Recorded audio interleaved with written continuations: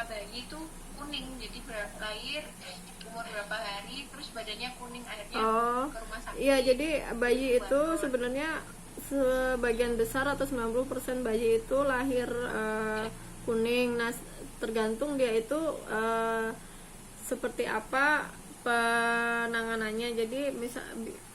Jadi organ tubuh dalamnya itu kan belum sempurna ya, hatinya dan segala macam untuk memecah bilirubinnya itu. Jadi biasanya bilirubin tinggi dan segala macam. Nah, itu cuma satu obatnya ya ASI itu. Semakin sering disusui, dia akan semakin lekas pulih dan lekas bisa memecah bilirubinnya. Itu lama-lama akan ya nggak kuning gitu. Sama mungkin apa dijemur ya Mbak Ki ya?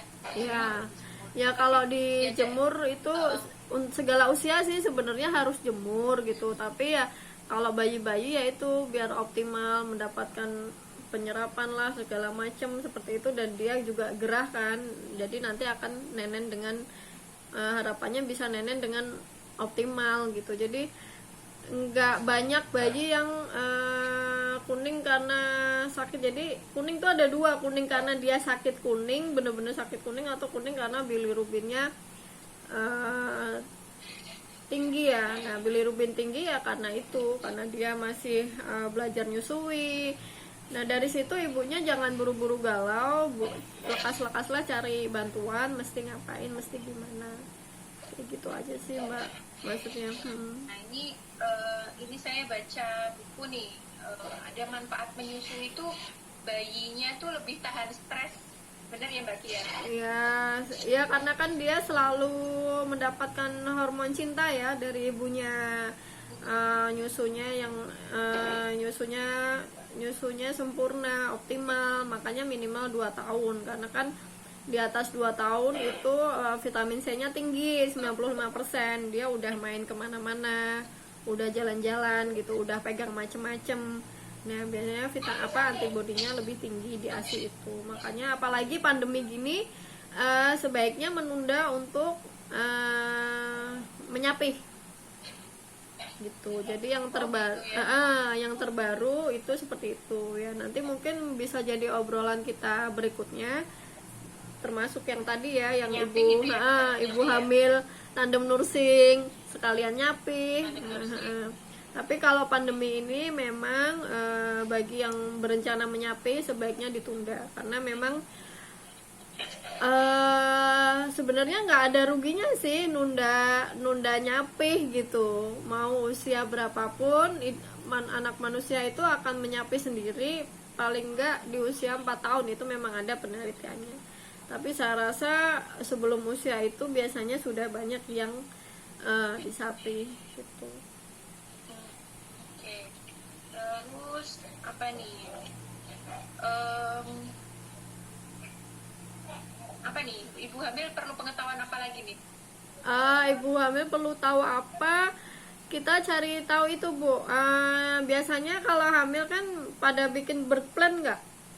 Mungkin kalau ada Mbak Ira nih tahu nih. Nah, Kalau sama bidan Ira disuruh bikin birth plan, tapi kalau dulu saya nggak tahu. enggak, aku bikin sempat yang kehamilan terakhir itu aku bikin bener-bener detail banget. Salah satunya ya kalau tentang menyusui itu udah pasti. Jadi birth plan itu nggak cuma nanti anaknya kita lahir di mana, sama siapa, dokternya siapa, terus yang bantu kita tuh siapa, misalnya suami ini nomor HP-nya segala macam. Kalau suami nggak ada itu ke siapa dengan nomor HP sekian, pokoknya komplit. Kayak kita bikin proposal itu loh. Terus lahiran di mana, di sini. Kalau di sini nggak bisa, kita harus kemana, dokternya siapa, nomor kontaknya berapa, kayak gitu. Termasuk nyusui. Aku mau IMD itu gimana, minimalnya berapa jam. Terus habis IMD misalnya ada yang mau ditunda potong tali pusat dan sebagainya, itu harus diomongin jauh-jauh sebelum dia lahir. Tidak diputuskan di meja operasi, tidak diputuskan di ruang bersalin. Saat itu juga ibunya udah lempe-lempe baru ya udah deh gitu, ya udah deh enggak gitu. Jadi kita udah jadi ibaratnya ujian tuh nggak kejar dalam semalam ya. Besok lahir kan, kita lahir nggak tahu kapan, HPL besok, ditanyain lagi kapan lahir, udah gede kapan lahir, itu juga bisa stres gitu ya nggak sih. Udah gede banget 40 minggu kemana-mana sendiri, ini kok nggak lahir-lahir gitu. Itu bagi sebagian ibu yang kurang bisa menghandle ya, itu bisa jadi stres baru gitu. Jadi ya sebaiknya memang kita memang apa yang mengendalikan diri sih, pinter-pinter mengendalikan diri juga gitu, karena kita nggak bisa mengendalikan netizen tuh, nggak bisa gitu. Jadi ya harus disiapin, misalnya mau kemana, nomor HP konselor yang akan membantu, atau mungkin sesama ibu yang mungkin bisa dimintain bantuan.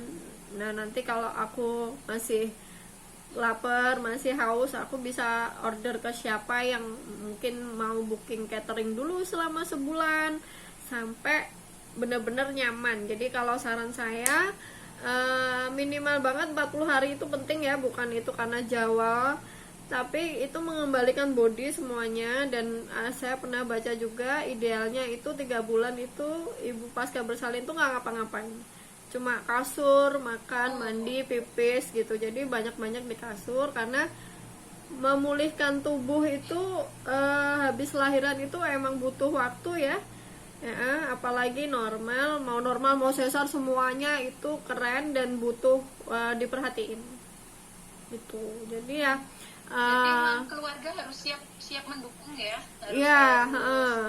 kita harus mengerahkan pasukan lah ya. Kalaupun pandemi gini nggak bisa rame-rame, kita kerja sama suami, atau minta tolong lah, misalnya cucian itu kita laundry dulu, nanti bersih-bersih rumah ya mungkin bagi-bagi sama suami. Terus makanan mungkin kita bisa pesen dulu, atau menyediakan makanan yang simpel-simpel lah, bisa kita makan. Misalnya ya kalau misalnya pecel sama lauknya yang sederhana gitu ya, itu kan mungkin sambal pecel kita tinggal nyairin, terus sayurnya tinggal ngukus dan sebagainya. Jadi ya gimana caranya kita punya manajemen itu kayak gitu sih. Jadi jangan ngerasa strong sendirian, karena ibu harus istirahat untuk menyusui bayinya dengan optimal.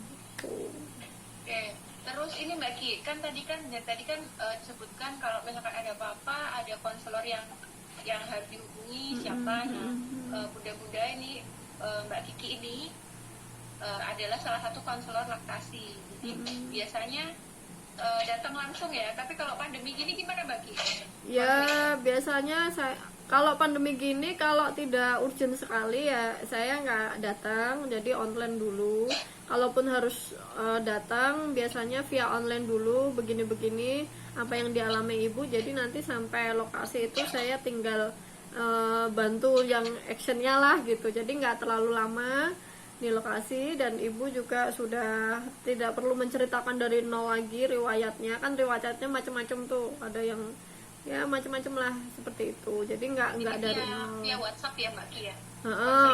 Ada yang ada yang video call juga gitu. Karena kan misalnya untuk posisi kan emang enak lihat langsung ya, begini begitu, ini gimana Mbak, udah bener belum gitu, atau nggak harus nunggu merasa ada kendala sih. Misalnya mau ngobrol aja untuk make sure ini yang aku lakuin gimana sih gitu, ya nggak apa-apa juga gitu. Jadi memang perlu penguatan sih, ya nggak apa-apa gitu, udah oke sih, nggak apa-apa. Apa yang perlu ditingkatkan kayak gitu, ngobrol.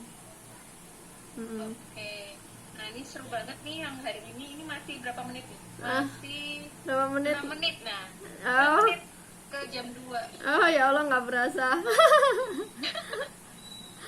Pesan-pesan terakhir Mbak Ki, pesan-pesan terakhir buat ibu hamil yang sedang mau melahirkan dan harus siap menyusui, apa Mbak Ki? Baik, jadi ibu hamil itu memang anugerah sekali ya. Ibu mau ibu hamil 1, ibu hamil 2, ibu mau hamil jarak dekat atau jarak jauh nih sama yang sebelumnya jauh banget gitu. Jadi ibu itu mempersiapkan generasi seperti apa yang ingin ibu siapkan gitu. Karena mungkin ada yang dari ibu ingin begini, dari ayahnya ingin begitu. Nah kita bikin generasi baru, kita pengennya dia tuh seperti apa dan gimana. Minimal banget adalah Dari yang pertama kan memberikan yang terbaik yaitu ASI gitu. Gimana caranya bisa nyusuin?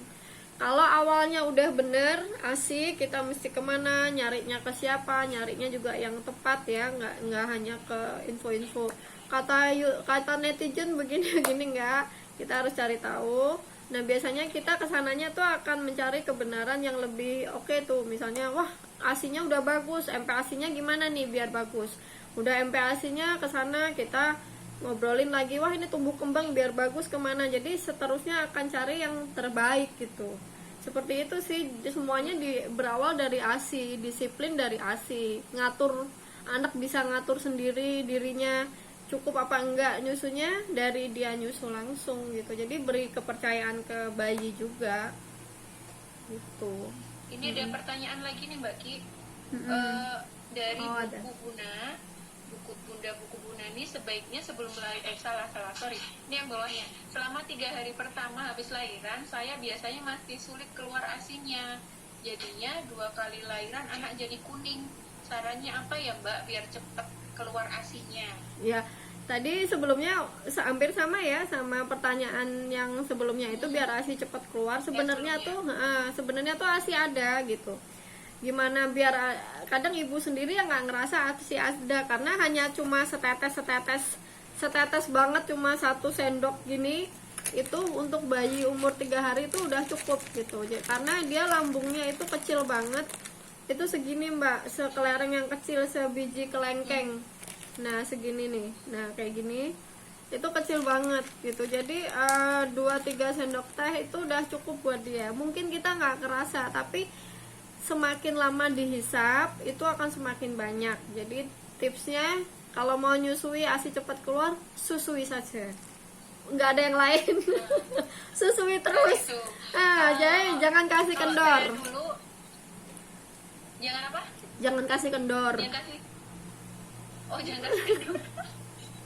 Nah, kalau aku dulu gini, disuruh makan marning. Oh iya, makan apa aja boleh selama ibunya happy. Jangan makan marning terus ibunya ngerundel, nggak keluar juga ASINya. Dan juga yang penting action. Udah makan banyak-banyak tapi kita rasa-rasa nyusuin gitu. Aku kan capek segala macam, itu yang nggak bisa juga gitu. Jadi ya mau nggak mau ya gimana caranya nyusui Bu? Biasanya ya susui saja gitu, nggak ada yang lain. Mau ngapain? Gitu aja. Kalau tips ini dari tips turun temurun kali ya. Dulu aku juga ngerasa sih makan marning, terus apa ya, jagung, grontol, ya nggak apa-apa, itu bagus gitu. Kalau mudah didapat nggak apa-apa Mbak. Apa itu? Jadi sempet nyayur bening, pakai daun katu gitu kan. Meskipun aromanya agak kurang gimana gitu, tapi rasanya enak kok. Gitu. Terus kacang kedelai, jadi cemilannya tuh yang cemilannya harus cemilan sehat ya, kayak gitu, kayak marning, kayak kacang kedelai, terus ya apa lagi ya, kalau di barat itu ya habis.